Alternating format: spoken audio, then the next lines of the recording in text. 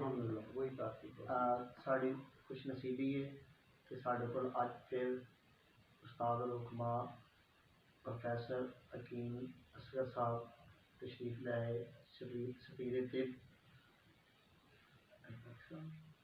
ہاں جی سفیر طب پاکستان اور نہ پاکستان بلکہ دوسرے ممالک کے اندر بھی طب کا پیغام پہنچا رہے ہیں اور خود بھی کئی ممالک کے اندر انہوں نے دورے کیتے ہیں طب کے حوالے میں استاد جی کوئی موسم کے حوالے نہ اگر کوئی بسم اللہ الرحمن الرحیم برادران محترم موسم کی شدت کو دیکھتے ہوئے سب سے پہلی بات تو یہ ہے کہ ہمیں موسم کی شدت سے بچنے کے لیے اپنے لباس اپنے غذا اور ان چیزوں کو بہتر بنانا چاہیے.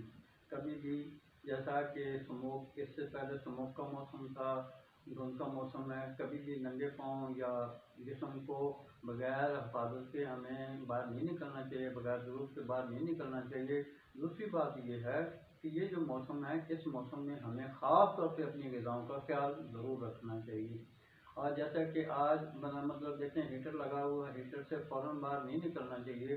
ایسی صورت میں انسان کو فالج کا خطرہ بھی ہو سکتا ہے باہر کا موسم متاثر کر کے بیمار کر سکتا ہے نزلہ زکام ہو سکتا ہے فلو ہو سکتا ہے ایون دین کہ آپ کا جو گزشتہ جانے والا کورونا تک ہو سکتا ہے.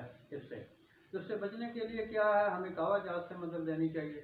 دال چینی لونگ کا کہوا ہے پھر ادرک کا سونف کا کہوا ہے یہ کہوا جات پینا چاہیے. اور ساتھ ساتھ پرانے ماں جو ہمارے مائیں ہوتی تھیں بہنیں ہوتی تھیں وہ ہمارے لیے ان موسم میں پنجیریاں بنتی تھیں جس میں السی ہے اس کی پنجیری بناتے ہیں دیسی گھی ملا کے کوام بنا کے اس کے اندر السی کی پنجیری بناتے ہیں چنے کی دال بناتے ہیں پھر جو جناب مغزیات سے بننے والی جو چیزیں ہیں وہ بناتے ہیں.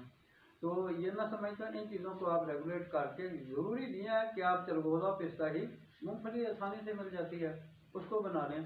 پھر السی آم مل جاتی ہے اس کو بنا لیں.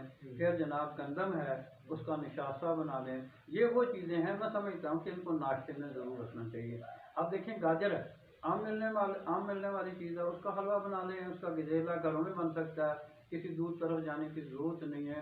اسی طرح سے آپ کھجور ہے اس کا کہوا بنا کے پی لیں. اور یہ وہ چیزیں ہیں کہ جو آپ کے امیون کو بلڈ کریں گی آپ کے اندر کے جو معالج ہے اس کو بیدار کر کے اندر کی ٹوٹ پھوٹ کو بھی یہ کور کریں گی اور ساتھ ساتھ آپ کے اعصاب کی عضلات کی سب کی حفاظت کریں گی. بہت شکریہ استاد جی تشریف لے آمدہ.